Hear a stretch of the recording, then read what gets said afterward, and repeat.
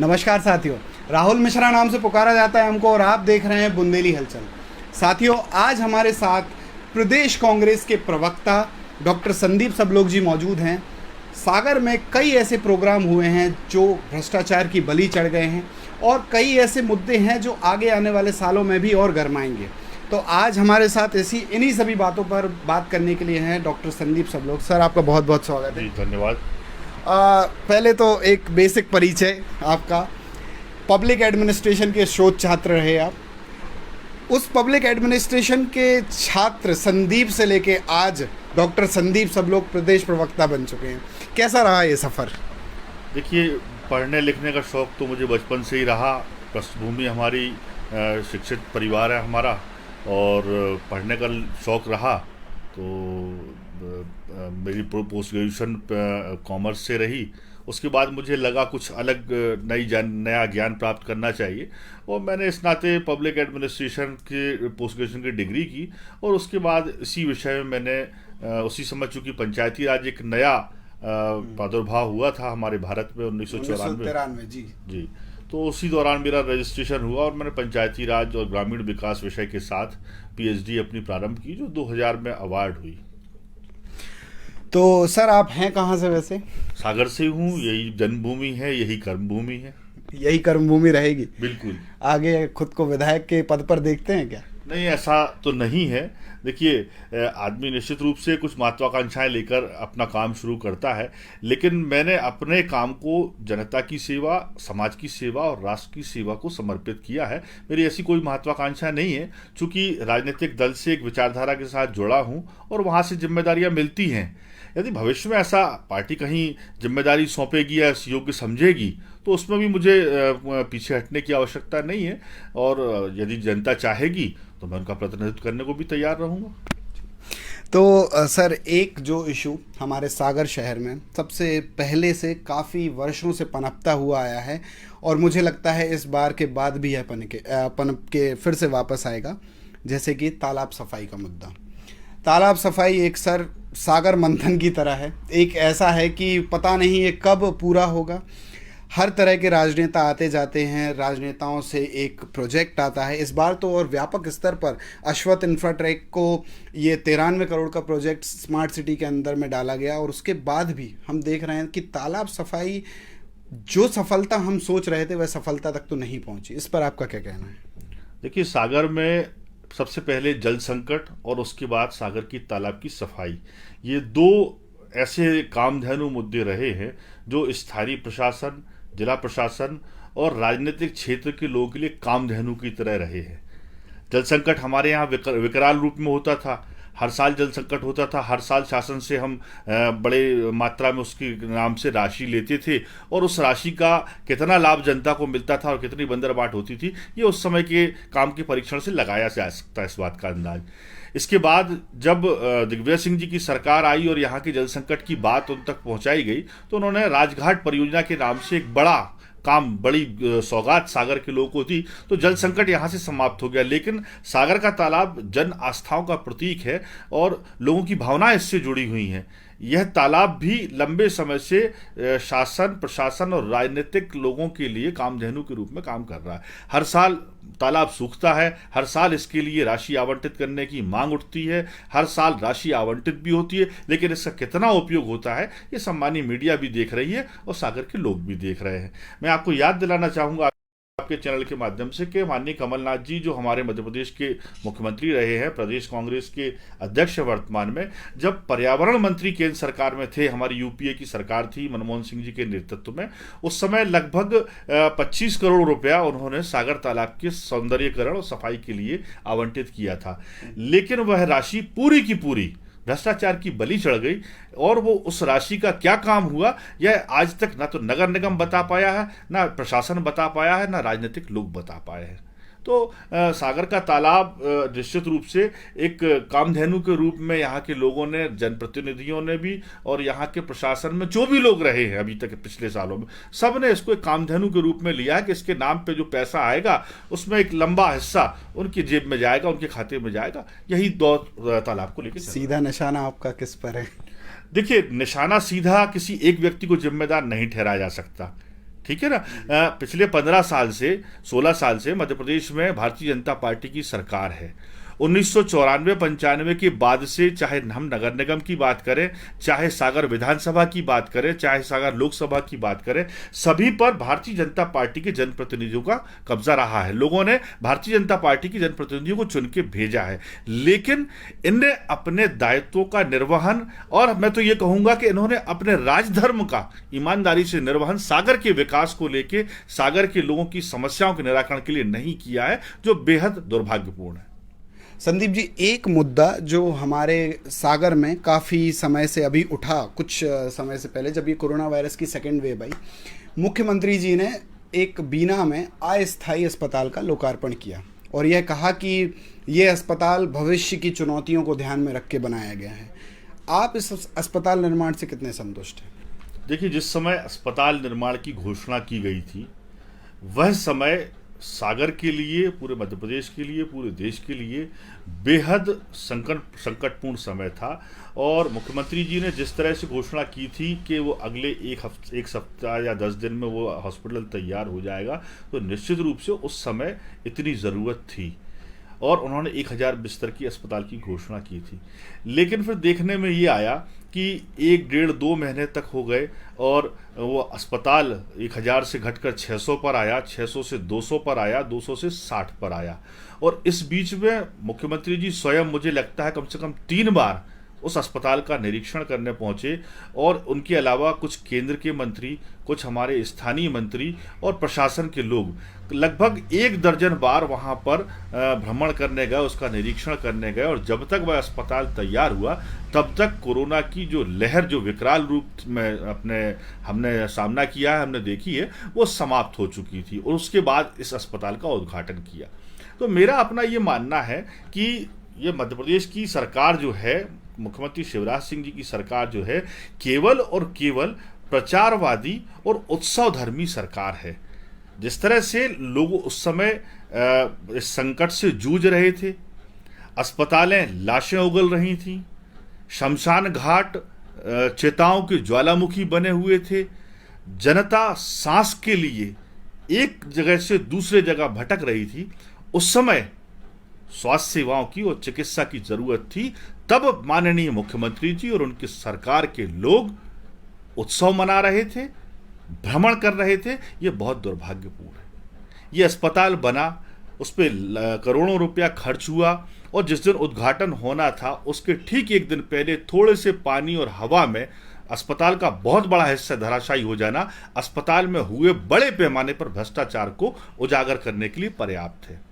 दूसरी महत्वपूर्ण बात यह है कि जो पैसा उस पर खर्च किया गया, चूंकि आपने मेरा परिचय लोक प्रशासन के अध्येता के रूप में दिया है, तो मैं उसी नाते अपनी बात को, अपने दृष्टिकोण को, अपने विजन को आपके चैनल के माध्यम से रखना चाहूंगा कि लोक प्रशासन के अध्येता होने के नाते मेरा अपना ये मानना है कि यदि उस पैसे का उपयोग, जो हमारे पास संरचनाएं पहले से स्थापित हैं, चाहे वो बुंदेलखंड मेडिकल कॉलेज हो, चाहे जिला चिकित्सालय हो या क्षेत्रीय स्तर पर छोटे अस्पताल हो, यदि वहां पर बेड की व्यवस्था करते, ऑक्सीजन की व्यवस्था करते, डॉक्टर्स और पैरामेडिकल स्टाफ की व्यवस्था उस पैसे से करते, तो शायद तात्कालिक रूप से पीड़ितों को उसमें उपचार मिल सकता और उनके साथ न्याय हो सकता। लेकिन सरकार और उनमें बैठे हुए जिम्मेदार जनप्रतिनिधि उस पैसे से अपनी जेब भरने का रास्ता ढूंढने में लगे हुए थे और जनता पूरे प्रदेश में, पूरे जिले में, पूरे संभाग में कोविड से, कोरोना से करहा रही थी। तो यह सरकार की एक बहुत बड़ी असफलता है और मैं तो कहूंगा कि सरकार का इसमें बहुत बड़ा भ्रष्टाचार है, जो आपदा में पहले अवसर को ढूंढते हैं और अवसर को ढूंढने के बाद उसमें उत्सव मनाने का काम करते हैं। मैं तो कहूंगा कि ये लाशों पर राजनीति करने वाले लोग हैं।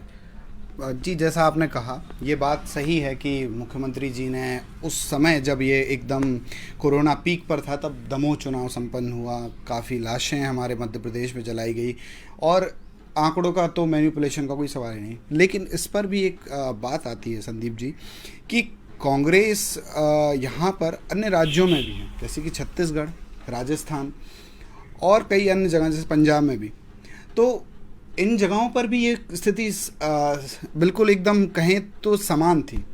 वहाँ कांग्रेस की गलती थी या कोरोना की गलती थी, या फिर यहाँ भाजपा की गलती थी या कोरोना की? क्या इस पर आपका विचार है? देखिए, ये जो बीमारी आई है, ये ना तो जाति धर्म को देखकर आई है, ना विचारधारा को देखकर आई है, ये सभी जगह आई है।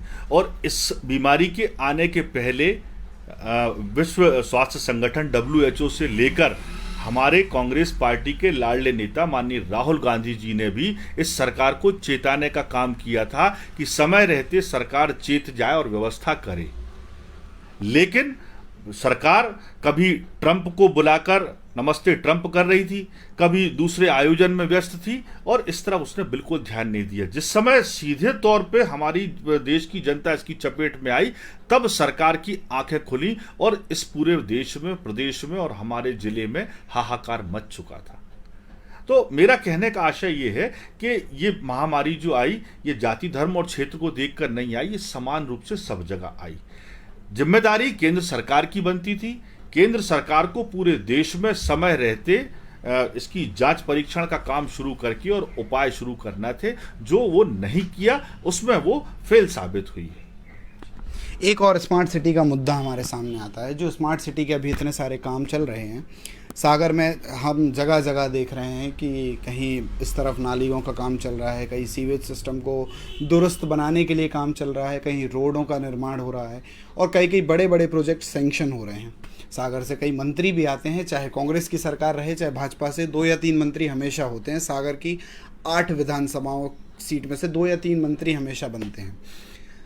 तो सर, इसका स्मार्ट सिटी के प्रोजेक्ट का सागर में कितने अच्छे तरीके से ये रेगुलेट हो रहा है, या आपके हिसाब से कुछ और होना चाहिए?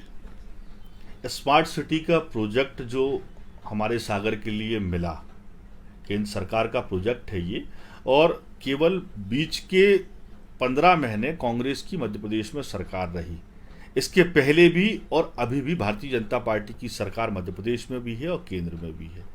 जहां तक स्मार्ट सिटी में जो काम शुरू हुए हैं, उनको अगर आप देखें और कांग्रेस की क्या विचारधारा है स्मार्ट सिटी को लेकर, तो कांग्रेस जो है महात्मा गांधी की विचारधारा पर चलने वाली विचारधारा है, महात्मा गांधी के दृष्टिकोण पर चलने वाली विचारधारा है। कांग्रेस पार्टी का ये मानना है कि यदि किसी व्यक्ति को स्मार्ट बनाना है, विकसित करना है, तो पहले हमें समाज को विकसित करने के लिए या राष्ट्र को विकसित करने के लिए पहले व्यक्ति को स्मार्ट बनाना होगा। और व्यक्ति स्मार्ट तब बनेगा जब उसको बेहतर स्वास्थ्य सुविधाएं होंगी, बेहतर शिक्षा होगी, बेहतर रोजगार होगा और बेहतर जीने के अवसर होंगे। और पिछले 15 सालों से लेकर इस नई सरकार के अब तक के कार्यकाल में इस दिशा में एक भी काम भारतीय जनता पार्टी की सरकार ने नहीं किया है। हमारे यहाँ जो स्कूल कांग्रेस की सरकार ने खोले थे, आज उतने ही स्कूल हैं। जो पद उस समय स्वीकृत हुए थे, उतने ही पद स्वीकृत हुए हैं। लोग सेवानिवृत्त हो गए हैं, लेकिन स्कूलों में व्यवस्थाएं समाप्त हो गई हैं। कॉलेज को आप देख लें तो जितने कॉलेज कांग्रेस ने खोले थे, उनमें से एक college, science college, Bharatiya Janata party की सरकार ने पिछले 2008 के समय में बंद कर दिया। वो सुविधा हमसे छीन ली और आर्ट्स एंड कॉमर्स कॉलेज में मर्ज कर। सबसे बड़ा मुद्दा युवाओं को लेकर, भारत की आधे से ज़्यादा जनसंख्या युवा है, युवा वर्ग को रिप्रेजेंट करती है। डेमोग्राफिक डिविडेंड जैसे हमारे ऊपर शब्द आते हैं। इसके बाद आप जो कह रहे हैं कि 15 साल में रोज़गार, सही बात है कि रोज़गार इस सरकार में अभी तक जो अभ्यर्थी इंतज़ार कर रहे हैं कई बार स्थगित हो गई। लेकिन कमलनाथ जी की भी सरकार रही, 1 से 1.5 साल उस सरकार का कार्यकाल था। कुछ पार्टी के जो द्वेष पैदा हुए उस वजह से वह सरकार नहीं रही। 1.5 साल के दौरान भी सर जो नौकरियां हमने देखी वो एकदम मिनिमल थी। जिस मुद्दे को लेकर कमलनाथ सरकार मध्य प्रदेश सरकार के अंदर आई, मध्य प्रदेश सरकार पर बैठी, उस पर भी रोज़गार एक सबसे बड़ा मुद्दा था, लेकिन रोज़गार के इतने पद स्वीकृत नहीं हुए। इस पर आपकी क्या टिप्पणी है? देखिए, मुख्यमंत्री जी कमलनाथ जी जब बने तो केवल 15 माह का समय हमें मिला था और लगभग उसमें से 3 से 4 माह 2 चुनावों में निकल गए। आचार संहिता लगने के कारण कोई भी सरकार अपना एक्शन किसी काम को लेकर नहीं कर पाई। आपको याद होगा कि जब कमलनाथ जी ने मध्य प्रदेश में बागडोर संभाली तो हमारा मध्य प्रदेश लगभग 2.25 लाख करोड़ के कर्ज में डूबा हुआ था। हमको विरासत में एक कर्जदार प्रदेश भारतीय जनता पार्टी ने हमें सौंपा था। हमारी पहली प्राथमिकता थी कि हम इस कर्ज को, इस घाटे से उबरने का प्रयास करें। दूसरी हमारे सामने प्राथमिकता थी युवाओं की और किसानों की। हमने किसानों के कर्जे माफ़ करने की दिशा में काम शुरू किया और इस बात के सरकारी आंकड़े प्रमाण के रूप में है कि लगभग 25 लाख किसानों के हमने 1 लाख रुपए तक के कर्जे माफ़ किए। अगले चरण में हम 2 लाख तक जाने वाले थे। युवाओं के रोजगार की बात में आपको बहुत स्पष्ट तौर पे बताना चाहता हूं कि एक बहुत बड़ा पिछले 15 सालों से एक गिरोह कहना चाहिए भारतीय जनता पार्टी की सरकार में पोषित और पल्लवित हुआ, जिसने युवाओं के मुंह से निवाला छीनने का काम किया, उनके पेट में खंजर मारने का काम किया और व्यापम के माध्यम से रोजगार को बेचने का काम भारतीय जनता पार्टी की सरकार में लोगों ने किया। वो जो गंदगी पूरे की पूरे प्रदेश में फैली हुई थी, हम उस गंदगी से सबसे पहले निजात पाना चाहते थे कि हम उसको कैसे ठीक करें। तो हमारी पहली प्राथमिकता ये थी कि व्यापम के रूप में या अन्य संस्थाओं के रूप में जो एक काकस, एक जाल भारतीय जनता पार्टी का बिछा था, हमें उसको पहले साफ करना था। हमारी पहली प्राथमिकता वो थी। मैं आपको याद दिलाना चाहता हूं कि माननीय कमलनाथ जी ने एक कानून बना दिया था कि मध्य प्रदेश में जो भी निजी उद्योग लगेंगे उसमें उद्योगपतियों के लिए यह अनिवार्यता रहेगी कि वह 75% हमारे प्रदेश के लोगों को रोजगार देने का काम करेंगे। 25% की केवल छूट रहेगी कि वो बाहर से अपने कर्मचारी या काम करने वाले लोगों को ला सकते। तो ये एक बड़ा निर्णय कमलनाथ जी ने लिया था। दूसरा महत्वपूर्ण निर्णय कमलनाथ जी ने लिया था जिसमें भारतीय जनता पार्टी ने तमाम अड़ंगे लगाए। उन्होंने पिछड़ा वर्ग के लिए 27% नौकरियों में आरक्षण के साथ साथ 10% सामान्य वर्ग के गरीब लोगों को आरक्षण की व्यवस्था का प्रावधान कानूनी रूप से मध्य प्रदेश में कर दिया था। लेकिन वह आज भी भारतीय जनता पार्टी की खराब नीयत के कारण इंप्लीमेशन में नहीं आ बिल्कुल, वो 14% ही रह गया। जबकि मध्य प्रदेश में ओबीसी कैटेगरी की, जो अभी 2-3 दिन पहले ही डेटा आया है सर इसका, तो कि 2-3 दिन पहले जो मध्य प्रदेश में जनगणना का जो उन्होंने डेटा निकाला ओबीसी का, उसमें ओबीसी पॉपुलेशन मोर देन 50%, 50% से ऊपर है। तो आधा जब ये दिया गया था तो मुझे ये लगता है 27% ज़रूरत है। बिल्कुल, लेकिन ये 14% पर अभी भी रुका हुआ है। अभी इस पर इम्प्लीमेंटेशन कोई भी नहीं हुआ है। इनने मतलब फिर चेंज किया था। कांग्रेस की विचारधारा शुरू से कमजोर वर्गों को ऊपर लाने की रही है। कांग्रेस ने कभी जाति या धर्म के नाम पर लोगों को आगे बढ़ाने का या उनको पीछे ढकेलने का काम नहीं किया। और इसी पवित्र मंशा से हमने सामान्य वर्ग के गरीब लोगों के लिए 10% आरक्षण की व्यवस्था की। चूंकि कुछ प्रावधान संवैधानिक रूप से होते हैं कि एक निश्चित सीमा के बाद आरक्षण को नहीं बढ़ाया जा सकता, तो हमने 27% आरक्षण को जरूरी समझते हुए वो प्रदेश में लागू किया और इसमें काम भी शुरू हो चुका था। लेकिन माननीय न्यायालय की रोक के बाद उसमें रुकावट आई और भारतीय जनता पार्टी के लोग इसमें पूरी तरह जिम्मेदार हैं और दोषी हैं। जो आपने बात कही कि धर्म के नाम पे कांग्रेस मतभेद नहीं करती, हमारे कुछ साथी ये भी बोल सकते हैं कि अभी हिंदू खतरे में है। हिंदू खतरे में है सर? एक जरा लेजिट क्वेश्चन हमारे बीच में जो आता है। देखिए, ना तो हिंदू खतरे में है ना मुसलमान खतरे में है। खतरे में वो लोग हैं जो हिंदू और मुसलमान को बांटने की बात करते हैं।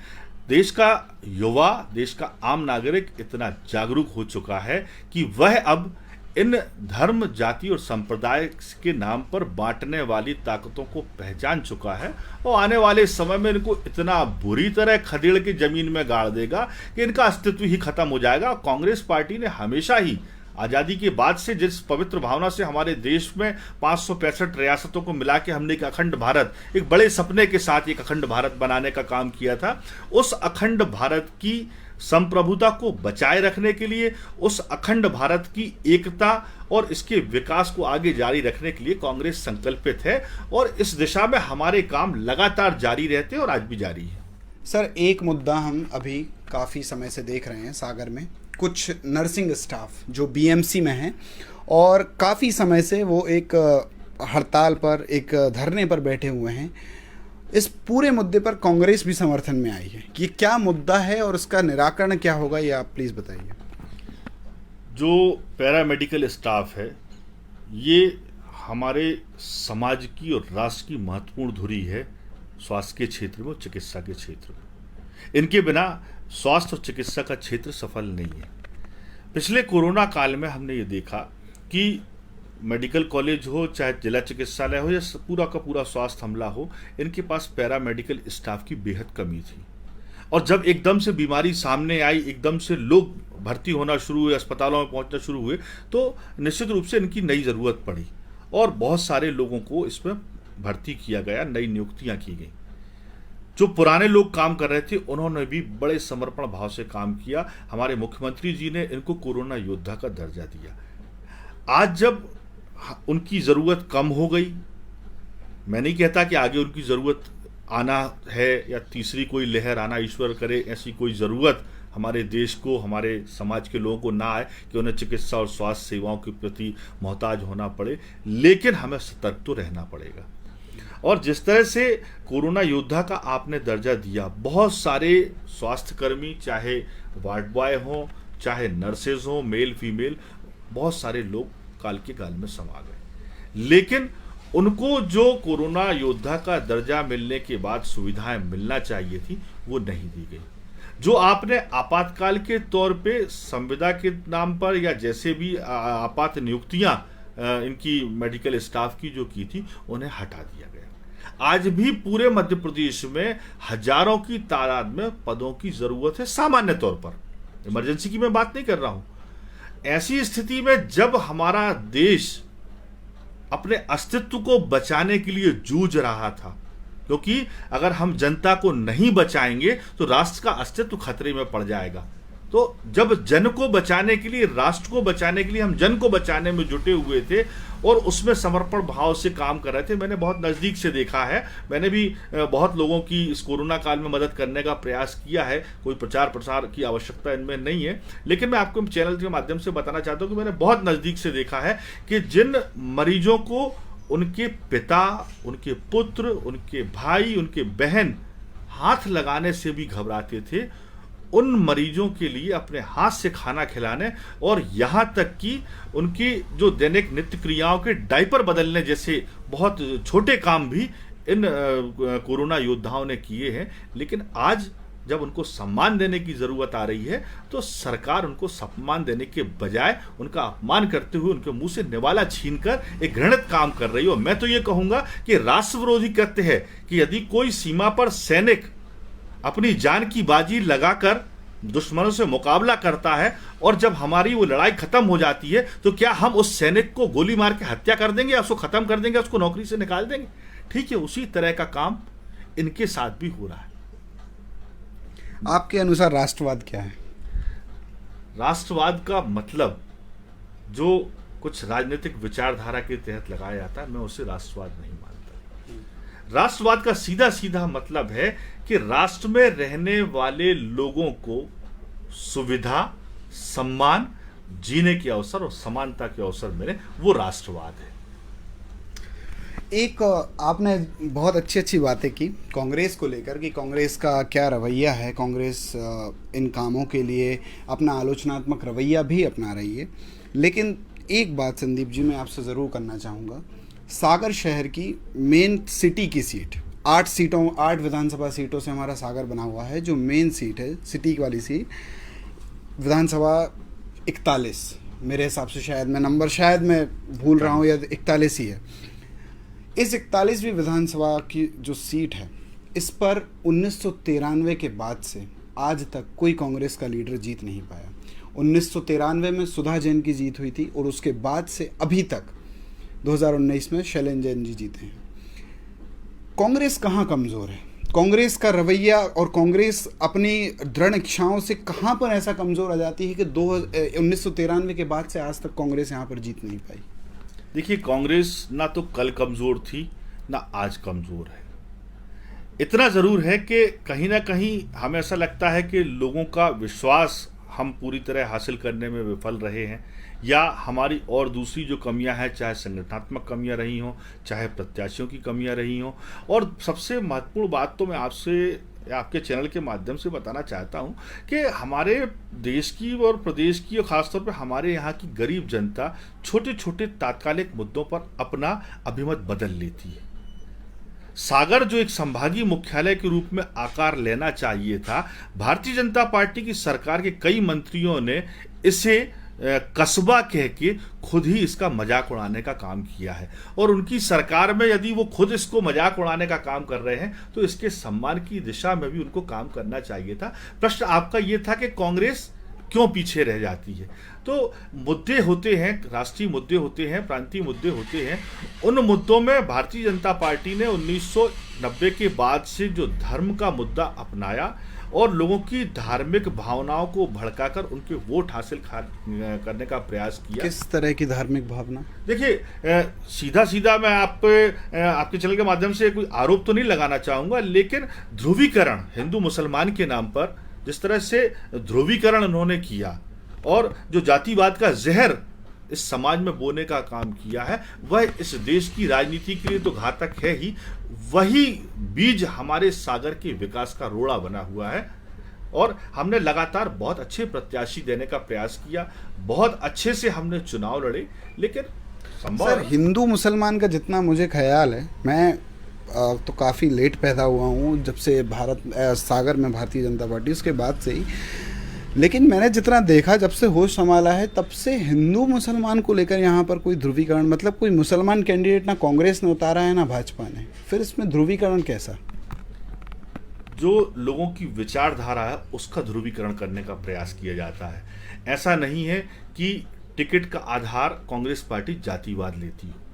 कांग्रेस में टिकट का आधार जीत की संभावना और लोगों के बीच स्वीकार्यता प्राथमिकता रहती है। कई बार हम सर्वे कराते हैं, जो लोग इसके लिए दावेदारी करते हैं हम उनके नाम का सर्वे कराते हैं और उस सर्वे के आधार पर लोग ओपिनियन जो सामने आते हैं, किसके पक्ष में ज़्यादा लोग हैं, हम उनको प्रत्याशी बनाने का प्रयास करते हैं। हमारी पार्टी में यदि कहीं मुस्लिम प्रत्याशी कोई बहुत अच्छा जनता के बीच लगातार काम करता है तो हम उसको चुनाव लड़ाते हैं, ऐसा नहीं है। लेकिन जनता की जो स्वीकार्यता होगी, जनता की जो मांग होगी, उसके हिसाब से कांग्रेस पार्टी लोकतांत्रिक आधार पर चलने वाली पार्टी है, ना कि डिक्टेटरशिप के आधार पर जिस तरह से संघ के द्वारा भारतीय जनता पार्टी संचालित होती है। हमारी कांग्रेस पार्टी में डिक्टेटरशिप नहीं है, हमारी पार्टी में लोकतंत्र है।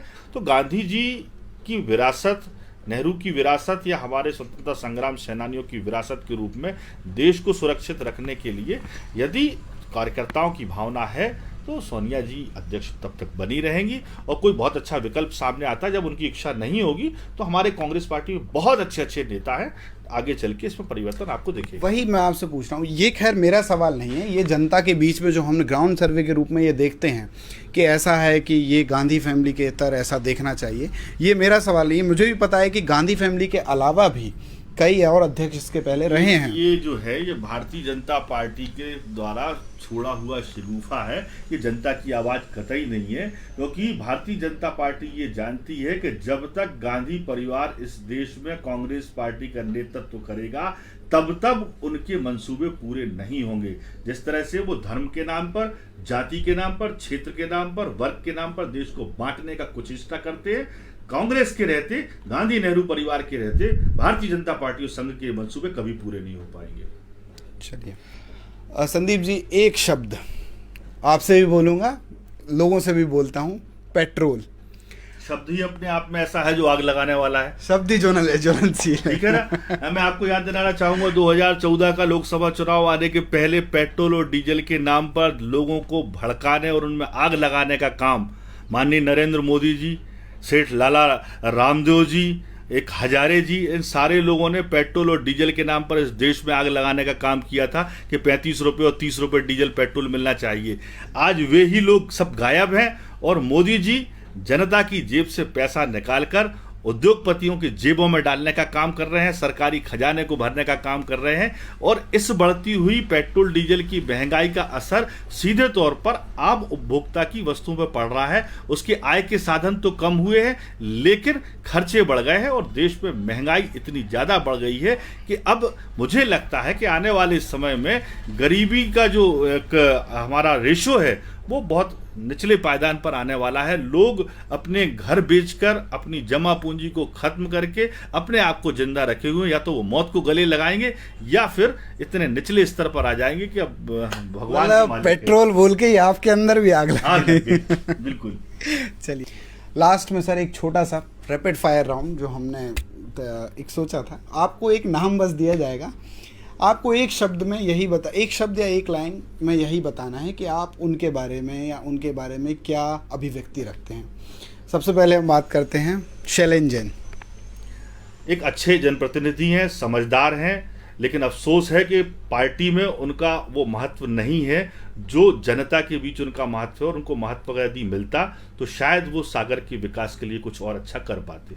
राज बहादुर सिंह एक अच्छे सुलझे हुए सांसद हैं, उनके साथ भी यही दिक्कत है कि वो भी रिमोट कंट्रोल से संचालित हो रहे हैं। उनकी पार्टी उनको उतना महत्व नहीं दे पा रही है। बहुत अच्छे पढ़े लिखे हैं, बहुत युवा हैं, बहुत ऊर्जावान हैं, बहुत सामर्थ्यवान हैं। यदि उनको मौका दिया जाता है तो वो भी सागर के विकास को लेकर अच्छा विजन सामने ला सकते हैं। शिवराज सिंह चौहान झूठ, फरेब, छल, कपट की प्रतिमूर्ति है, इससे आगे मैं कुछ नहीं कह सकता।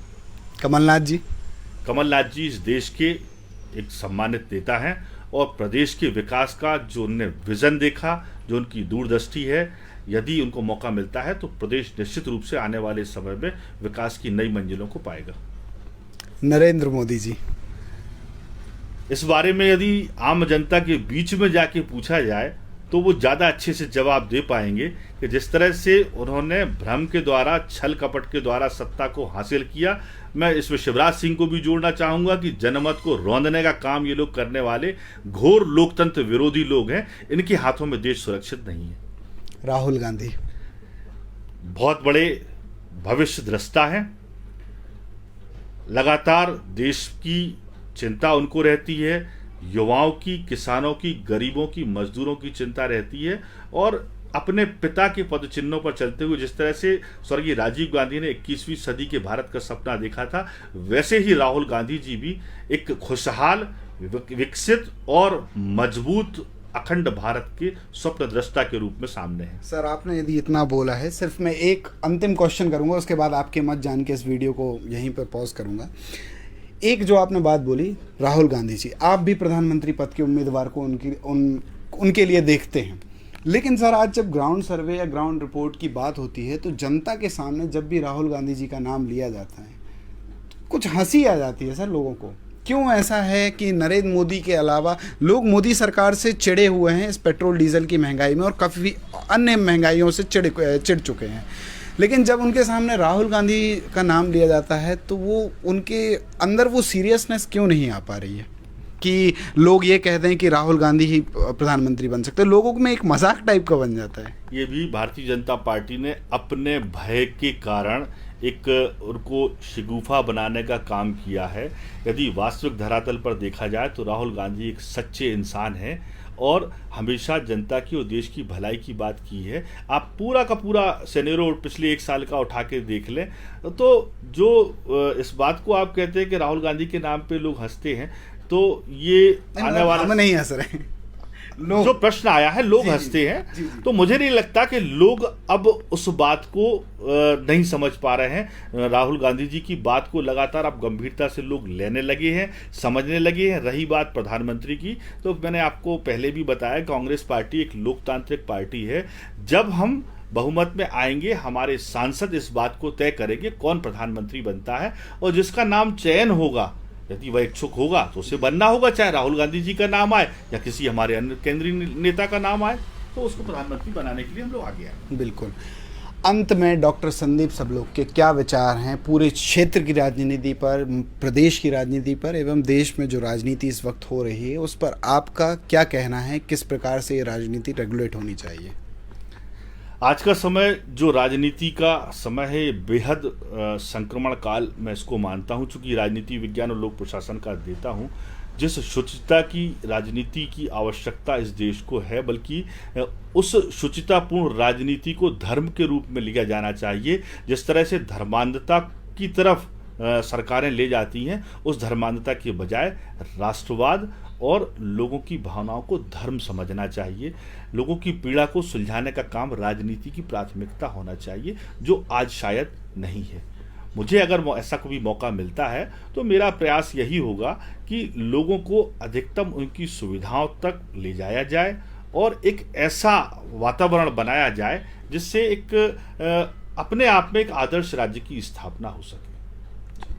ये थे हमारे साथ डॉक्टर संदीप सबलोग, जो प्रदेश के कांग्रेस प्रवक्ता हैं। ऐसे ही कई और तमाम वीडियो के लिए आप बने रहिए बुंदेली हलचल पर। धन्यवाद।